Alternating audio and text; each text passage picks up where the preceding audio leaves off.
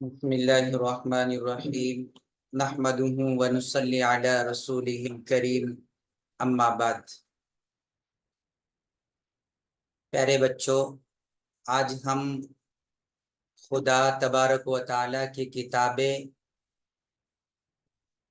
اور قرآن مجید کے بارے میں معلومات حاصل کرنے والے ہیں۔ سب سے پہلی بات تو یہ ہے کہ کتاب بک کو کہتے ہیں اور کتابیں بکس کو کہتے ہیں، اور سب سے اہم بات یہ ہے کہ خدا تبارک و تعالیٰ نے ہم انسانوں کی بھلائی اور رہبری کے لیے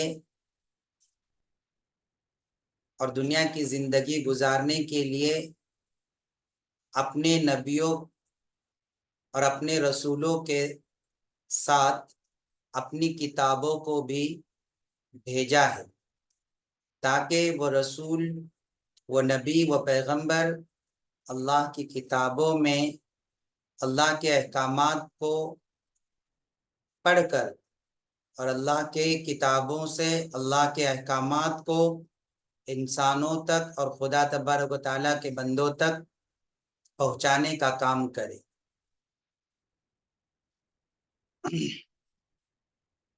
کتاب جو ہے ایک دستور، ایک قانون اور ایک لا ہوتا ہے۔ جیسے ہمارے ملک انڈیا کا ایک دستور ہے، ایک قانون ہے، اور اس قانون میں ہر کسی کو جینے کا حق اور کس طرح سے جیے اور کیسے چلے، ان باتوں کا نالج اس قانونی کتاب میں دیا گیا ہے۔ ٹھیک اللہ تعالیٰ نے دنیا جب بنائی اور دنیا میں رہنے والے انسانوں کو جب دنیا سے آباد کیا اور سارے انسان جب بسنا شروع ہوئے، حضرت آدم علیہ السلام سے لے کر اب تک اور جب تک قیامت نہ آئے تب تک کے لوگوں کے لیے اللہ تبارک و تعالیٰ نے اپنے رسولوں، اپنے پیغمبروں، اپنے نبیوں کو بھیج کر اور ان کے ساتھ اپنی کتابوں کو بھیج کر انسانوں کو زندگی گزارنے کا دستور، انسانوں کو زندگی گزارنے کا قانون بھی ساتھ میں بھیجنے کا کام اللہ تعالیٰ نے کیا ہے۔ تو اللہ تبارک و تعالیٰ نے کتابیں انسانوں کی ہدایت و بھلائی کے لیے بھیجی ہے۔ سوال یہ ہے کہ یہ کیسے معلوم ہوا کہ قرآن شریف خدا تعالیٰ کی کتاب ہے؟ ہم نے پیچھے کے سبق میں پڑھا تھا کہ قرآن، اسلام یہ سکھاتا ہے کہ قرآن خدا تعالیٰ کی کتاب ہے۔ تو یہ کیسے معلوم ہوا کہ قرآن شریف خدا تعالیٰ کی کتاب ہے؟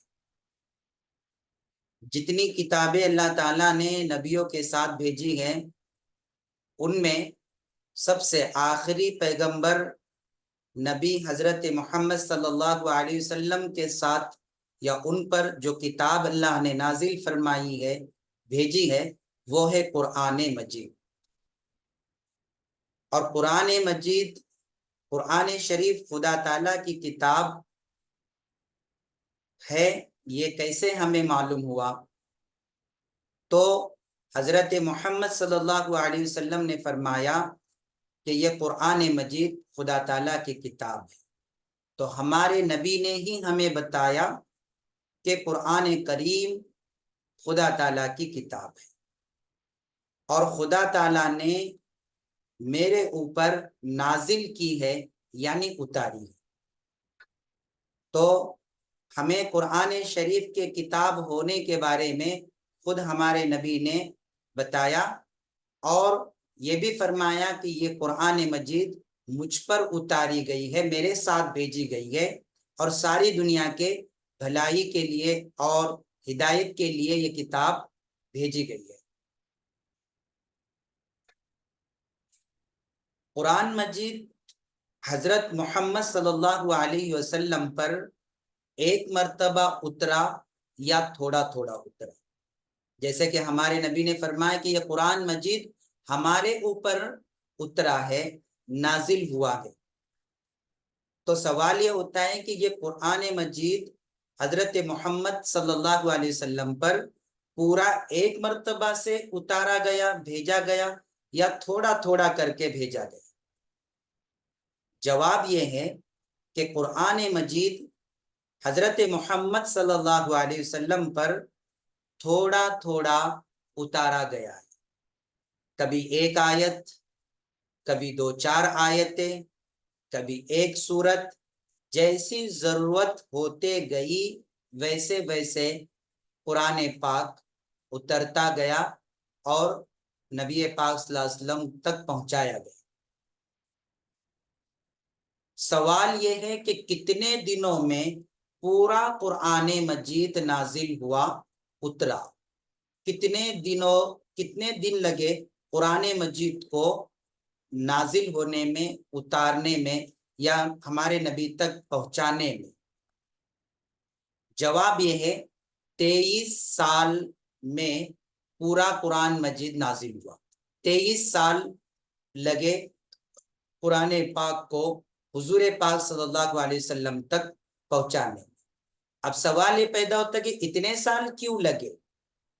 اس لیے کہ جیسے جیسے انسانوں کے لیے قرآن کی آیتوں کی ضرورت پڑی، اللہ کے احکامات کی ضرورت پڑی، ویسے ویسے جو ہے حضرت جبرائیل اللہ کے حکموں کو، قرآن کی آیتوں کو لے کر ہمارے نبی پاک صلی اللہ علیہ وسلم کے پاس پہنچتے گئے اور ان آیتوں کو سناتے گئے، اور آپ صلی اللہ علیہ وسلم اس زمانے کے لوگوں کو اور صحابہ کو وہ آیتیں بتاتے گئے، اور یہ ضرورتیں 23 سال تک چلتے رہی۔ تو پورا قرآن مجید مکمل نازل ہونے کے لیے جو زمانہ لگا وہ 23 سال تھے۔ سوال یہ ہے کہ قرآن مجید کس طرح نازل ہوتا تھا؟ قرآن مجید کس طرح اترتا تھا؟ آسمانی دنیا سے زمینی دنیا پر خدائے بارک تعالیٰ سے لے کر نبی پاک صلی اللہ علیہ وسلم تک قرآن کس طرح سے اترتا تھا، کیسے نازل ہوتا تھا؟ جواب یہ ہے کہ حضرت جبرائیل علیہ السلام آ کر آپ صلی اللہ علیہ وسلم کو ایک آیت یا ایک سورت سنا دیتے تھے، اور آپ صلی اللہ علیہ وسلم اسے سن کر زبانی یاد کر لیتے تھے اور کسی لکھنے والے کو بلا کر لکھوا دیتے تھے۔ آپ نے کل کے فرشتوں کے سبق میں لیسن میں پڑھا کہ سب سے بڑے فرشتے حضرت جبرائیل کا کام یہ تھا، اللہ کے حکموں کو اللہ کے نبیوں تک پہنچانے کا کام حضرت جبرائیل کرتے تھے۔ تو قرآن مجید اللہ کا کلام ہے اور اس میں اللہ کے احکام تھے، تو اللہ کے احکام میں سے کسی ایک حکم کو یا کسی ایک آیت کو یا کسی ایک سورت کو جیسی ضرورت پڑتے گئی، حضرت جبرائیل اللہ سے سن کر آتے اور ہمارے نبی حضرت محمد صلی اللہ علیہ وسلم کو سنا دیتے تھے، اور آپ صلی اللہ علیہ وسلم انہیں سن کر یاد کر لیتے تھے زبانی، اور پھر تمام لوگوں کو قرآن پاک کی وہ آیت اور سورت سنا دیتے تھے اور بتا دیتے تھے۔ سوال یہ پیدا ہوتا ہے کہ آپ صلی اللہ علیہ وسلم اس قرآن پاک کی آیت کو یا اللہ کے حکم کو یا سورت کو دوسروں سے لکھواتے تھے، تو آپ خود کیوں نہیں لکھتے تھے؟ جواب یہ ہے کہ آپ اس لیے نہیں لکھتے تھے کہ آپ امی تھے۔ امی تھے۔ امی کسے کہتے ہیں؟ جس نے کسی سے لکھنا پڑھنا نہ سیکھا ہو اسے امی کہتے ہیں۔ آپ صلی اللہ علیہ وسلم کو لکھنا اور پڑھنا آپ صلی اللہ علیہ وسلم نے کسی سے نہیں سیکھا، اس لیے آپ کو لکھنا نہیں آتا اور آپ کو پڑھنا بھی نہیں آتا تھا، لیکن حضرت جبرائیل قرآن پاک کو آپ صلی اللہ علیہ وسلم کو کیا کرتے تھے؟ سنا دیتے تھے، اور آپ فوراً اس آیت اور سورت کو سن کر یا اللہ کے حکم کو سن کر فوراً زبانی یاد کر لیتے تھے تاکہ آپ بھولے نہ۔ قرآن میں بھی اس بات کا ذکر ہے، لا تحرک لسانک لتعجل بہ، اپنی زبان کو زیادہ لڑکھڑاؤ مت، اپنی زبان کو زیادہ تیزی سے آپ پڑھنے کے اندر چلاؤ مت، کیونکہ لا تحرک لسانک لتعجل بہ، کیونکہ آپ اس کو یاد کرنا چاہتے ہیں، لیکن اے نبی آپ یاد رکھیے کہ آپ کو جو چیز ہم دے جا رہے ہیں وہ آپ زندگی میں کبھی بھولو گے نہیں۔ آپ نے ایک بار سنا تو آپ کو اتنی پتھر کی لکیر کی طرح یاد ہوگی کہ آپ زندگی میں بھی اس آیت کو یا اس سورت کو یا قرآن کے کسی سینٹنس یا ورڈ کو یا حرف کو یا اللہ کے کسی حکم کو کبھی بھی نہیں بھولو گے۔ اِنَّا نَحْنُ نَزَّلْنَا الذِّكْرَ وَإِنَّا لَهُ لَحَافِظُونَ، ہم نے قرآن کو آپ پر اتارا ہے اور ہم ہی اس کو محفوظ رکھنے والے ہیں، ہم ہی اس کو باقی رکھنے والے ہیں آپ کے سینے میں۔ اس لیے آپ فکر مت کریں۔ آپ صلی اللہ علیہ وسلم کو بڑی فکر ہوتی تھی کہ جبرائیل علیہ السلام جب کوئی صورت لے کر آپ صلی اللہ علیہ وسلم کے پاس اترتے تھے یا کوئی آیت لے کر اللہ کی طرف سے آتے تھے یا کوئی حکم لے کر آتے تھے قرآن مجید کا، تو آپ اس کو یاد کرنے کے لیے بے چین ہوا کرتے تھے کہ کہیں میں یہ بھول نہ جاؤں، اور میں لوگوں تک اگر میں بھول جاؤں تو میں لوگوں تک کیسے اس بات کو پہنچاؤں۔ تو اللہ نے ان کو تسلی دی، لا تحرک لسانک لتعجل بہ، عجلت مت کیجئے، جلد بازی مت کیجئے اسے یاد کرنے میں، یہ آپ کے سینے میں محفوظ رہے گا۔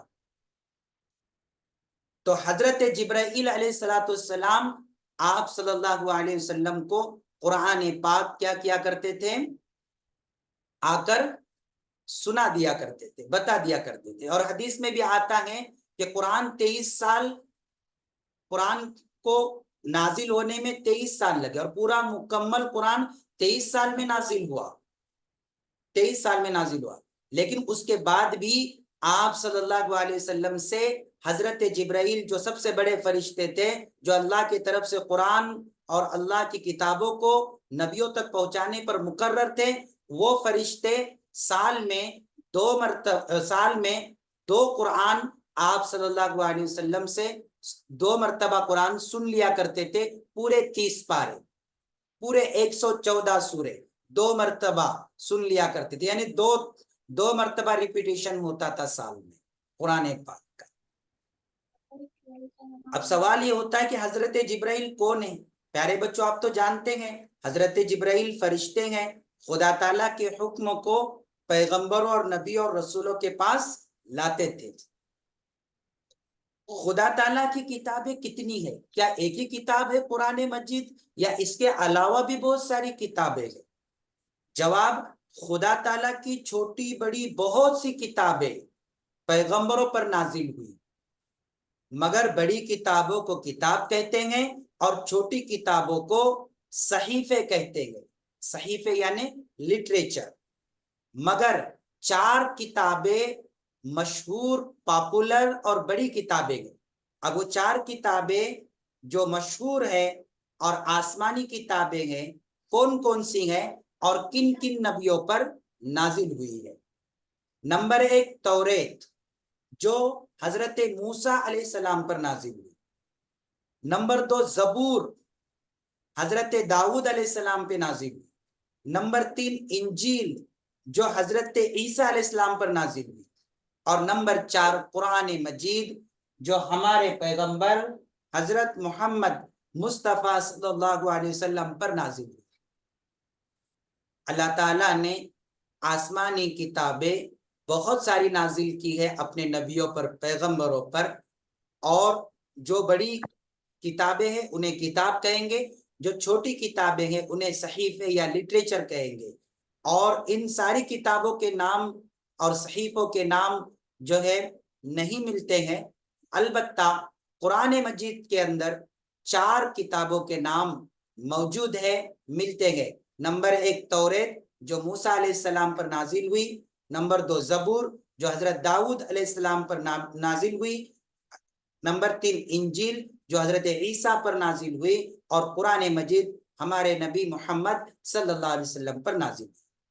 صحیفے کتنے ہیں اور کن کن پیغمبروں پر نازل ہوئی؟ صحیفوں کی تعداد معلوم نہیں، ہاں کچھ صحیفے حضرت آدم علیہ السلام پر نازل ہوئے، اور کچھ صحیفے حضرت شیس ایک نبی تھے ان پر بھی نازل ہوئے، اور کچھ صحیفے حضرت ابراہیم علیہ السلام پر نازل ہوئے۔ ان کے علاوہ اور بھی صحیفے اور لٹریچر ہے جو بعض پیغمبروں اور نبیوں پر نازل ہوئے۔ تورات، زبور اور انجیل کا خدائی کتاب، آسمانی کتاب ہونا کیسے معلوم ہوا؟ جواب، ان تینوں کتابوں کا آسمانی کتاب اور خدا تعالیٰ کی کتاب ہونا قرآن مجید سے ہی ہمیں معلوم ہوا ہے۔ توریت کے بارے میں قرآن مجید میں اللہ تعالیٰ نے فرمایا، اِنَّا أَنزَلْنَا التَّوْرَاةَ فِيهَا هُدًى وَنُورًا، بے شک ہم نے توریت کتاب اتاری اور اس میں تمام انسانوں کے لیے ہدایت اور نور ہے۔ ایک جگہ قرآن مجید میں زبور جو حضرت داؤد علیہ السلام جو نبی ہے ان پر اتاری، اس کے بارے میں قرآن نے فرمایا وَآتَيْنَا دَاؤُدَ زَبُورًا، اور ہم نے داؤد علیہ السلام پر زبور کتاب نازل کی ہے۔ انجیل کتاب جو حضرت عیسیٰ علیہ السلام پر نازل ہوئی ہے، اس کے بارے میں قرآن نے فرمایا وَقَفَّيْنَا بِعِيسَى ابْنِ مَرْيَمَ وَآتَيْنَاهُ الْإِنْجِيلَ، ہم نے عیسیٰ ابن مریم کو دنیا میں بھیجا اور انہیں انجیل کتاب دی ہے۔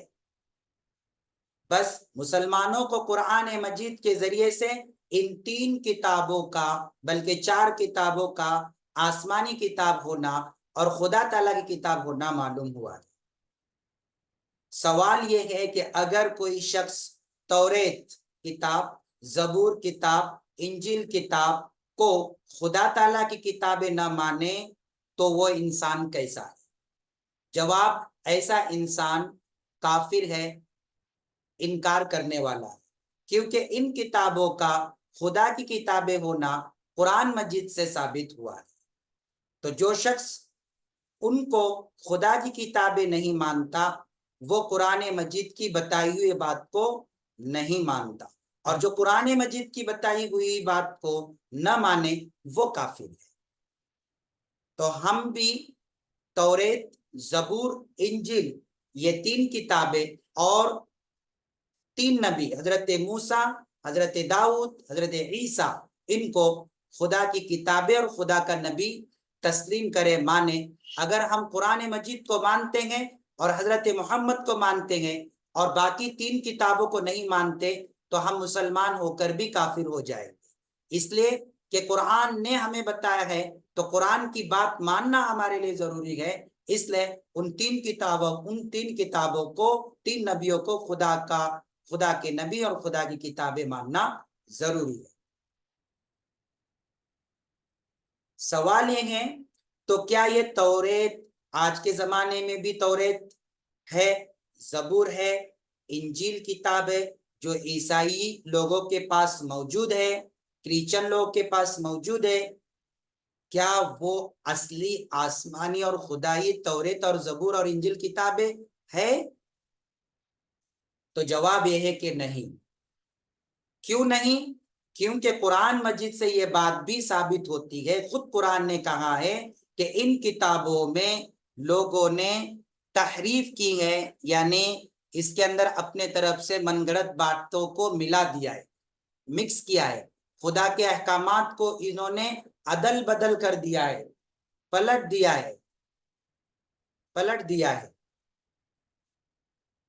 توڑ موڑ کر اس کے اندر انہوں نے پیش کیا. اس لیے آج کے زمانے کی بائبل، وید، انجیل، زبور، یہ کتابیں خدائے باری تعالیٰ کے طرف سے وہی کتابیں ہیں، یہ سچی کتابیں ابھی نہیں ہے جو ان کے پاس موجود ہے.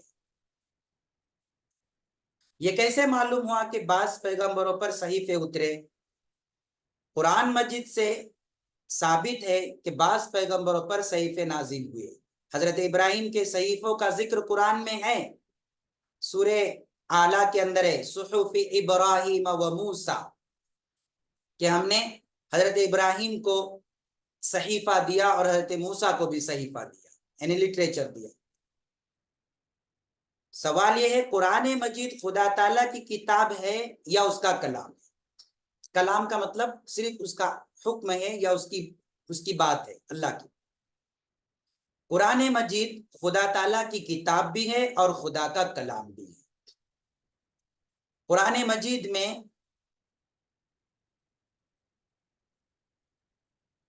اس کتاب کو کتاب اللہ یعنی اللہ کی کتاب اور کلام اللہ یعنی اللہ کا کلام بھی کہا گیا.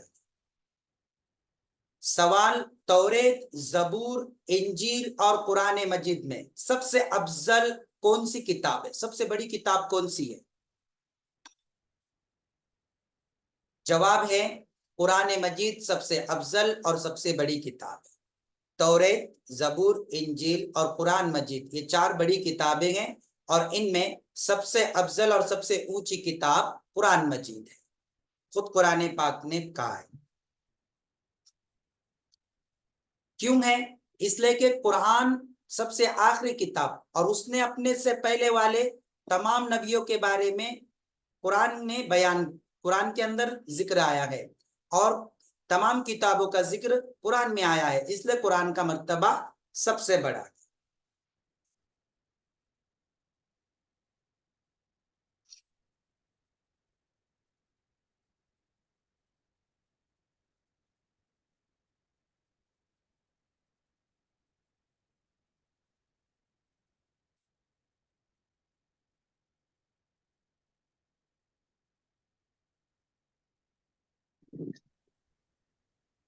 آ رہا کیا آواز؟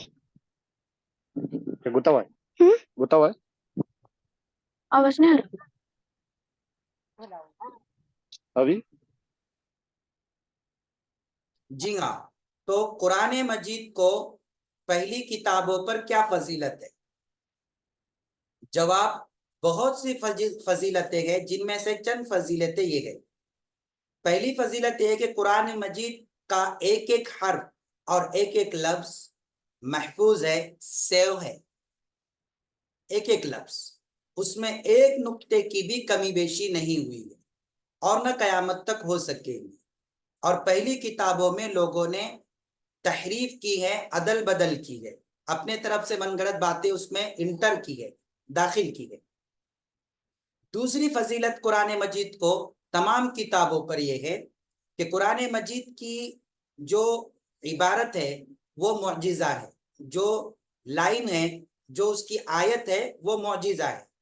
یعنی ایسے اونچے درجے کی عبارت ہے کہ قرآن مجید کی چھوٹی چھوٹی صورت کے جیسی بھی کوئی صورت نہیں بنا سکتا، اور کوئی شخص قرآن پاک کے جیسی عربی نہیں بول سکتا، قرآن پاک کے جیسی ایک آیت تیار نہیں کر سکتا، اور قرآن پاک جیسی صورت بھی اپنے طرف سے بالکل نہیں بنا سکتا.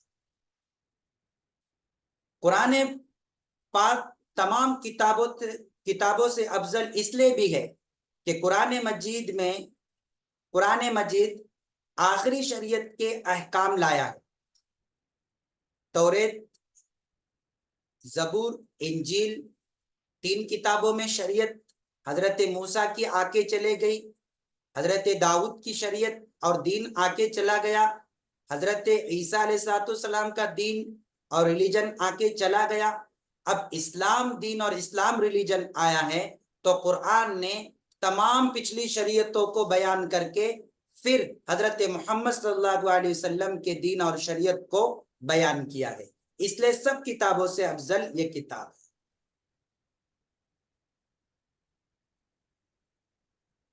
اور قرآن مجید نے پچھلے دین اور پچھلے شریعتوں اور پچھلے نبیوں کی بات کو کیا کر دیا؟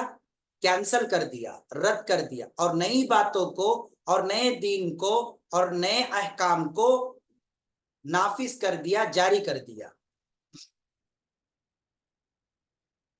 قرآن مجید کو اس لیے بھی فضیلت حاصل ہے کہ پہلی کتابیں ایک ہی دفعہ اکٹھا اتری ہے، اور قرآن مجید 23 برس تک ضرورت کے لحاظ سے تھوڑا تھوڑا اترتا گیا، آہستہ آہستہ نازل ہوتا گیا، اور ضرورت کے وقت اترنے کی وجہ سے لوگوں کے دلوں میں دھیرے دھیرے اترتا گیا، اور سینکڑوں ہزاروں آدمی اس کے احکام، اس کی باتوں کو، قرآن کے دستور کو قبول کرنے والے بن گئے اور مسلمان ہوتے چلے گئے۔ قرآن پاک کو اس لیے بھی فضیلت حاصل ہے تمام کتابوں پر کہ قرآن مجید ہزاروں لاکھوں مسلمانوں کے سینوں میں محفوظ ہے، سیو ہے، اور یہ سینہ بسینہ حفاظت رسول کریم حضرت محمد صلی اللہ علیہ وسلم کے زمانے سے آج تک برابر چلا آ رہا ہے قرآن پاک، اور انشاءاللہ قیامت تک چلتا رہے گا۔ اسی سینہ بسینہ حفاظت کی وجہ سے اسلام کے دشمنوں کو کسی وقت بھی موقع نہ ملا کہ قرآن میں کمی بیشی کر سکے یا اسے دنیا سے ختم کر سکے، اور خدا چاہے تو انشاءاللہ قیامت تک بھی کوئی قرآن کو ختم نہیں کر سکتا۔ اور آخری فضیلت یہ ہے کہ قرآن تمام کتابوں سے افضل اس لیے بھی ہے کہ قرآن مجید کے احکام ایسے ہیں کہ ہر زمانے کے لوگوں کو اور جنریشن کو سوٹیبل ہے۔ دنیا میں کوئی قوم، کوئی جنریشن ایسی نہیں کہ وہ قرآن مجید کے احکام پر عمل کرنے سے دور ہے، چونکہ قرآن مجید کے احکام ہر زمانے اور ہر قوم کے لیے مناسب ہے۔ اس لیے قرآن مجید کے نازل ہونے کے بعد کسی دوسری شریعت اور کسی دوسری آسمانی کتاب کی ضرورت باقی نہیں رہی، اور رسول اللہ صلی اللہ علیہ وسلم کی رسالت اور نبوت تمام دنیا کے لیے عام کر دی گئی۔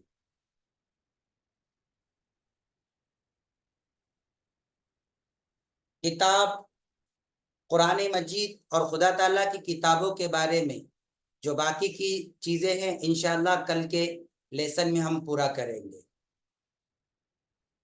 تو پیارے بچوں،